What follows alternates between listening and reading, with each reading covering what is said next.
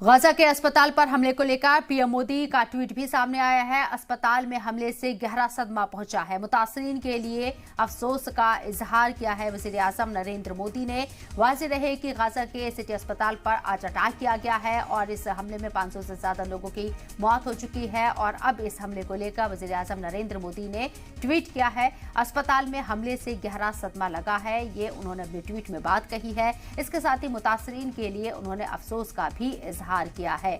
जंग में सबसे ज्यादा नुकसान इस वक्त गाजा को होता हुआ नजर आ रहा है, फिलिस्तीनी आम लोगों का होता हुआ नजर आ रहा है, जहां मौत का आंकड़ा तेजी के साथ आगे बढ़ रहा है। और आज जिस तरीके से एक अस्पताल के ऊपर, सिटी अस्पताल के ऊपर बम गिराया गया इजराइल के जरिए, उसमें 500 लोगों की मौत हो गई है। और अब इस पूरे मुद्दे पर, इस पूरे अटैक पर वजीर आजम नरेंद्र मोदी ने भी दुख जाहिर किया है और साथ ही साथ ये भी कहा है अपने ट्वीट में कि बहुत दुख पहुंचा है अस्पताल को, जिस तरीके से टारगेट किया गया, इससे गहरा सदमा पहुंचा है। मुतासरीन के लिए उन्होंने अफसोस का भी इजहार किया। वाज़ेह रहे कि इससे पहले वजीर आजम नरेंद्र मोदी के जरिए जब ये जंग शुरू हुई थी तब भी एक ट्वीट किया गया था और इसराइल के साथ शहरों पर जब हमास ने रॉकेट से अटैक किया था, 5000 रॉकेट दागे थे, तब 1300 लोगों की मौत हुई थी। उस वक्त भी दहशतगर्दी के खिलाफ आवाज उठाई थी हिंदुस्तान के जरिए। उस दहशतगर्दाना हमले की मजम्मत की गई थी। और आज जब गाजा सिटी हॉस्पिटल के ऊपर बम गिराया गया है तो उसकी भी यहाँ एक तरीके से कंडम करने की कोशिश की गई है वजीर आजम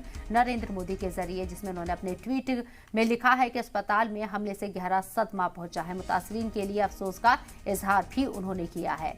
हिंदुस्तान की हमेशा से पॉलिसी रही है, नीति रही है टू नेशन थ्योरी को सपोर्ट करने की, और हिंदुस्तान आज भी अपने उस आइडियोलॉजी पर मौजूद है, कायम है। इस बात का खुद यहाँ पर इस बात की तस्दीक अरिंदम बागची के जरिए की गई है। और अब जंग जिस तरीके से 12वें दिन और भी खतरनाक होती नजर आ रही है, जो बाइडेन यहाँ इसराइल के दौरे पर हैं, पहुंच चुके हैं, क्या कोई रास्ता निकाल पाएंगे, ये भी हमें देखना होगा।